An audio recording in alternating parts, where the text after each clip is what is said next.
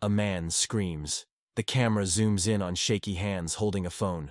Under the pale glow of a street lamp, a body lies in a pool of blood.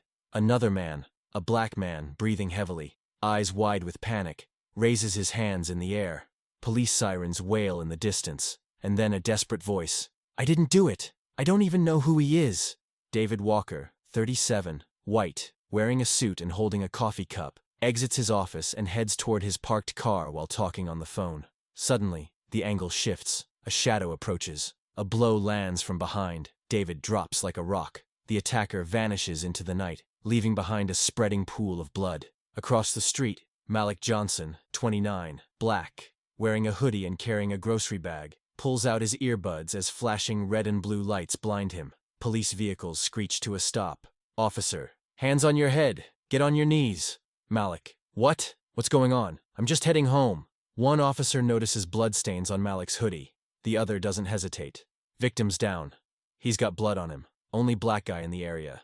Pretty clear to me." Malik, stunned and shaking. "I didn't even touch him. I just came out of the store." The bystanders say nothing. The camera captures both the white man bleeding on the sidewalk and the black man being cuffed under flashing lights. News report. A white businessman was brutally assaulted tonight. A black male found near the scene has been taken into custody. Bloodstains on his clothing are being analyzed. But what the public doesn't know is this. Malik was just in the wrong place at the wrong time. Malik is escorted into the precinct in handcuffs. No formal interrogation yet, but guilt is already assumed. The holding area is quiet, but the media is loud. News coverage. The suspect's clothing had traces of the victim's blood. Police say they're acting on strong suspicion. Social media explodes. Classic ghetto thug. Caught with blood on him? What more do you need? His skin color is the only evidence we need. Inside a small interrogation room, Malik sits alone, eyes red, breathing shallow. He stares at the blood on his hoodie and whispers, "I didn't hurt anybody." An officer enters with a smirk. "What happened, huh? Lost your temper?" Malik, "I didn't do anything. I still don't understand. That blood, it's not even mine."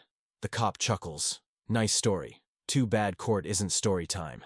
Suddenly, the door opens. A woman steps in. Strong, composed. Civil rights attorney Leona Price. Her eyes lock onto Malik's. Her voice cuts through the air. Before he speaks, "I will. What's the basis for this arrest?" The officer shifts uncomfortably. "Found at the scene. Had blood on him." "Leona, without a DNA match, you have no case. Do you even know whose blood that is?" Silence. The camera focuses on the moment she turns to Malik and gives him a small, assuring nod. He finally breathes again. But the viewer knows. This is just the calm before the storm. The courtroom is packed. Journalists, law students, and human rights activists fill the back rows. All eyes are fixed on the defendant's seat. Malik Johnson sits in a black suit, calm but alert. Beside him, his attorney, Leona Price. Presiding over the bench is Judge Ronald Beckett, late 60s, known for his conservative views. The prosecution stands tall, confidence radiating. Judge Beckett. The prosecution may begin its opening statement. Prosecutor O'Connell places a thick stack of files on the lectern. "Ladies and gentlemen of the jury, there is no confusion in this case. The victim was rushed to the hospital with life-threatening injuries. Only one person was found at the crime scene, Malik Johnson. He had blood on him, and he was someone unfamiliar to the area." A soft murmur sweeps through the courtroom.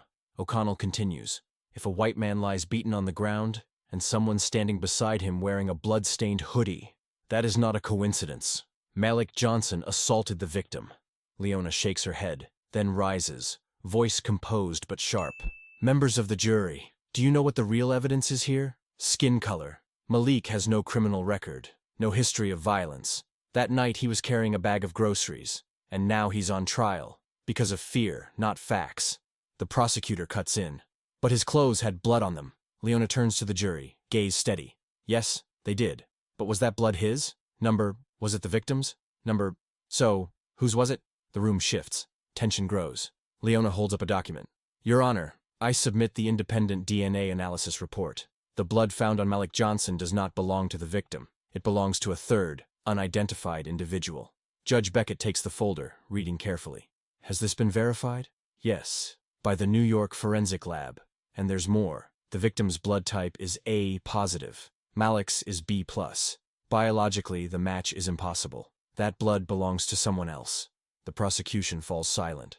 A stillness descends. Malik's eyes glisten. Leona finishes. This case isn't just about one person's guilt. Sometimes prejudice is the real crime. And today, for the first time, the truth is finally speaking for itself. Cameras flash. Jury members shift in their seats. Judge Beckett tries to mask his reaction, but the shock is undeniable. Yet the biggest question still hangs in the air. Whose blood was it? And who was the real attacker? That answer will shatter the courtroom in the next hearing. The courtroom is packed. Cameras flash. Live streams buzz across social media. Outside, thousands march with numbered Justice for Malik banners. Inside, every breath is held. Everyone is waiting for one thing: the truth. Judge Beckett strikes the gavel. Court is back in session. The defense claims to have new evidence. Proceed. Attorney Leona Price rises, steady and resolved. In her hand, a USB drive. Your Honor, we've just received surveillance footage from a building just steps from the crime scene. While initially unclear, we now have an enhanced version we'd like the jury to see. The footage begins. Timestamp: 9:13 p.m. Victim David Walker is seen arguing with a man on the corner. The man is not Malik. He's stockier, wearing a hood, his face obscured. The camera can't catch his features. But then comes the key moment. Malik doesn't appear until 3 minutes later. The courtroom murmurs. Prosecutor: that figure is too vague. It could be a shadow. Leona lifts another document. It's not a shadow. This is the DNA report. The blood on Malik's clothes belongs to the man seen in this footage. His name: Shane O'Reilly. He was previously detained in this very neighborhood.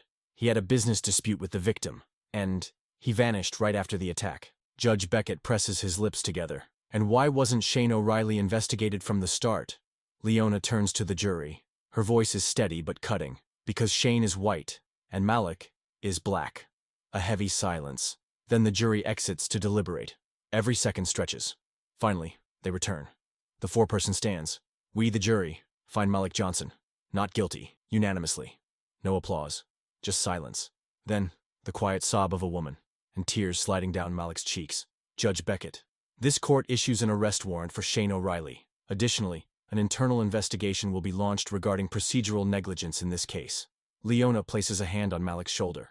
He rises. Reporters crowd around. A microphone is placed in front of him. He speaks. The blood on me wasn't mine. But those stares, they stuck. I've been acquitted. But what about those who judged me before the trial even began? He walks out. The crowd parts. In the front row, a young boy tugs at his father's hand and shouts, "Dad, being black isn't a crime, right?